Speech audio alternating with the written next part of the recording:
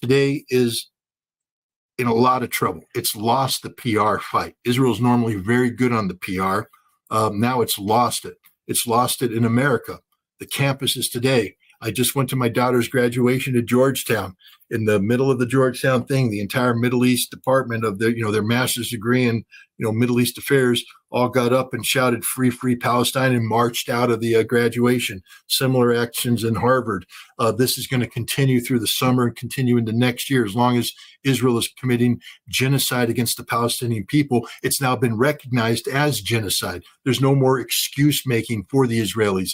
The world recognizes Israel for the horrific Zionist entity that it is, and you can't undo that. You can't put lipstick on that pig and make it look good. We all recognize it for the horror that it is. And that's a fatal wound to Israel. But there's another aspect that's even more fatal to Israel, and that is the economy. The damage that's been done to the Israeli economy by the Houthi effect of the blockade that the Houthi have put on is devastating for the Israeli economy. You have hundreds of thousands of Israelis displaced from their homes, whether in the north or along the Gaza corridor. They're not participating in the economy. That part of their economy shut down. Those people are homeless. That's costing money Israel doesn't have. This is a war that Israel can't afford.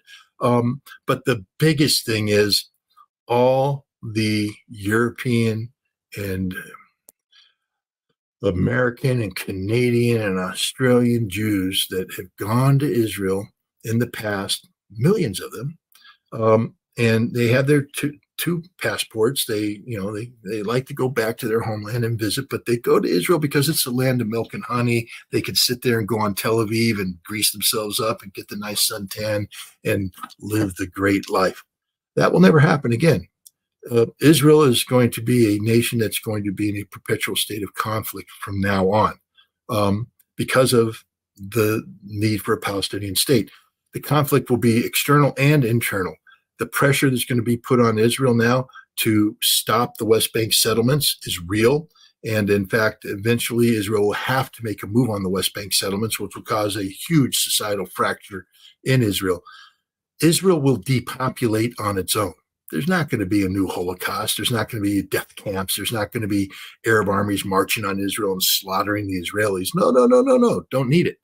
Israel's going to depopulate itself because as soon as the quality of life factor becomes piss poor, I don't know if that's a technical term, but I'll throw it out there, the Israelis with the dual passports are going to go home. We already see hundreds of thousands have fled. I think some people have talked upwards of 500,000. 500,000 in a nation of 9 point some odd million. But what happens when that 500,000 becomes a million, then 2 million, 3 million? 1/3 of the population has left Israel, never to return, because Israel's not a sustainable place to live. What happens when it becomes 50%? And remember, why that 9 million is an important number is how many Palestinian or Arab or Christian citizens are there in the area? Roughly the same. There's rough parity. But what happens when half of the Jews leave? Suddenly you have a demographic that is dominated by non-Jews. The concept of a Jewish homeland becomes politically unsustainable, especially in a world that condemns the Zionist entity for what it is. Israel has defeated itself. I think Israel is a problem that solves itself.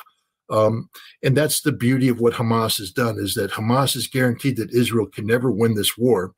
And therefore, Israel needs a political solution, but the only political solution will be that which is dictated by the people who are supporting the creation of a Palestinian state.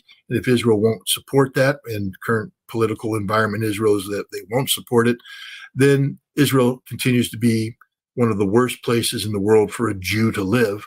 Not because of the Arabs, not because Israel sucks economically, socially. It is a failed state, and they'll leave. And then Israel self-destructs. I can envision that the state of Israel as we currently define it will not exist in 10 years. I confidently can make that assessment. We'll have to wait in 10 years and see if I'm right or wrong, but that's the trajectory I see right now. Look, the world has turned on Israel. Israel's been indicted.